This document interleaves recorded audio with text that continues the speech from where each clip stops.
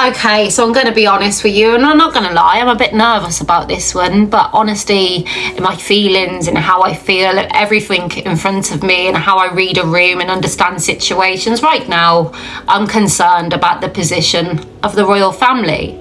Maybe not today, but as it's going on and we see hit pieces on Channel 4 coming for them, as I see the people crying on the streets, so broken and unhappy. We see Keir Starmer so anti-British, what seems to be anti-monarchy, and it's everything we are in this country. So the two don't sit together so happily. You know, people voted him in based on a manifesto, which up until this point, he's gone against. We've got Justin Welby.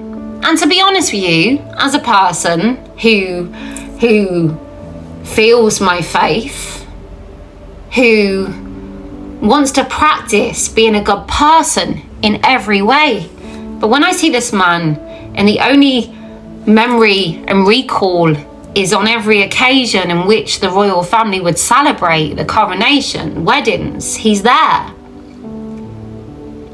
To hear that he knew of a case of abuse going on within the church, and he said nothing. He'd done nothing. This man were taking these boys to a special shed, for God's sake, you know? And because of his silence, this carried on for years after, spanning over 3 different countries. All those victims. Yet Justin Welby is in the position to turn around and say, you know, I've done wrong, but I'm not stepping down. No. This makes people question the faith. This makes people look at us in disgrace.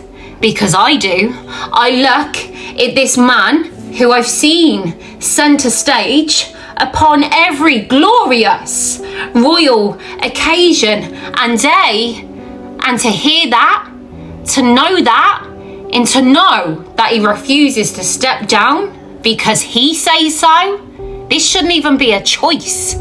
This shouldn't even be an option. And I just see someone speak about how the price he's got to pay. No, this is just the tip of the iceberg, because you know the price, the heavy burden that people have had to pay, each and every victim that Justin Welby could have stepped out to save. Because they will be the ones with the flashbacks. They will be the ones with the shame and blame impacting them so heavily. They will be the ones with those. No. You know? This country is splitting at the seams. The healthcare is not what it was. The dentistry, we're going back in a time in history no one can get an appointment to fix their teeth. Western world? A civilization? I don't think so. It's an ununited kingdom. We can't do this. The people fear this. We're not feeling safe within it. It's a broken down democracy. It's not fair. It's not what it used to be. And people fear what it's going to grow to be. And people's got every right to feel that. People's got every right because they see that. We haven't got private healthcare. We haven't got all of that. So all these ones at the top, they don't know what it is to be us.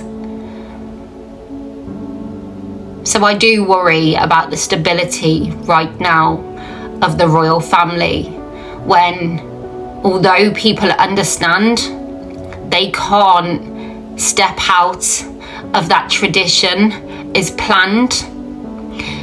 How's this gonna sit on Christmas Day when King Charles comes out to do his speech? And the people are grieving their grandparents that could have been saved. But our government took the money away. And this is the reality. This is the truth. And this is how I feel when every day I've got knots in my stomach when I look on the not so mainstream news.